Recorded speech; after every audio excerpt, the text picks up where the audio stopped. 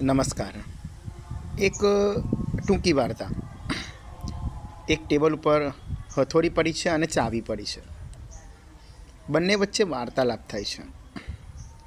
બંનેમાં વાતચીત થાય છે ત્યારે પૂછવામાં આવે છે કે આપણા બંનેમાંથી શ્રેષ્ઠ કોણ. ત્યારે ચાવી અને હથોડી બંનેમાંથી એક પણ પોતાની જાતને શ્રેષ્ઠ બતાવતા નથી. ચાવી કહે છે હથોડી તું જબરી, તું શ્રેષ્ઠ, અને હથોડી કહે છે ચાવીને કે તું શ્રેષ્ઠ. કેમ આવું? તો ચાવી કહે છે કે હથોડી તું જેની પર પડે ને એના તું બે કટકા કરી નાખે, એનું અસ્તિત્વ બદલી નાખે, એનો આકાર બદલી નાખે. ત્યારે હથોડીએ ચાવીને કીધું કે ભાઈ તું તો બહુ મોટું કામ કરે છે, તું તો તાળું ખોલવાનું કામ કરે છે.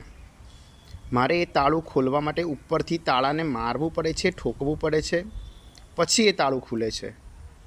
અને તારે માત્ર તાળાની અંદર ડાબી બાજુથી જમણી બાજુ ફરવાનું જ છે અને તાળું ખુલી જાય છે. માટે તું શ્રેષ્ઠ છે.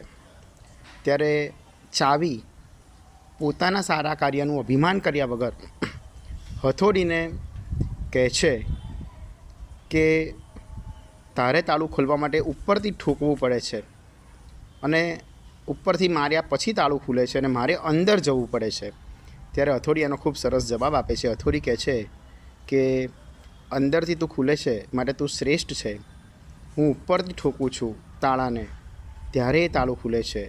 કહેવાનો ભાવાર્થ એટલો જ છે કે સમસ્ત માનવ સમુદાયની અંદર, બાળકોની અંદર જે તકલીફ છે, કોઈ બાળકનો કોઈ પ્રશ્ન છે, કોઈ બાળકની કોઈ સમસ્યા છે, અથવા તો કોઈ બાળક કોઈ ભૂલ કરી બેસે છે, ત્યારે તેને લડ્યા વગર, ઝઘડ્યા વગર, એનું આત્મસન્માન ઘવાય નહીં એ રીતે એને અંદરથી બહારથી ઠોકવાને બદલે આપણે એને આંતરિક રીતે એનામાં ફેરફાર થાય, એનામાં હૃદય પરિવર્તન થાય, એના વિચારોમાં પરિવર્તન થાય, એની વાણીમાં પરિવર્તન થાય અને બુદ્ધિથી, મનથી, એની અંતઃસ્ફૂર્ણાથી એનામાં જે પરિવર્તન થાય એ ખૂબ જરૂરી બાબત છે.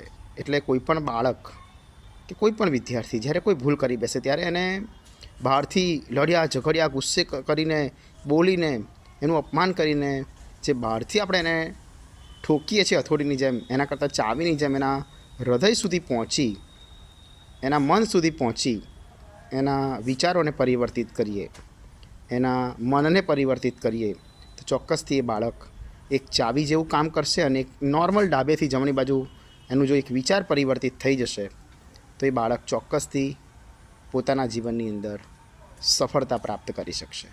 આભાર.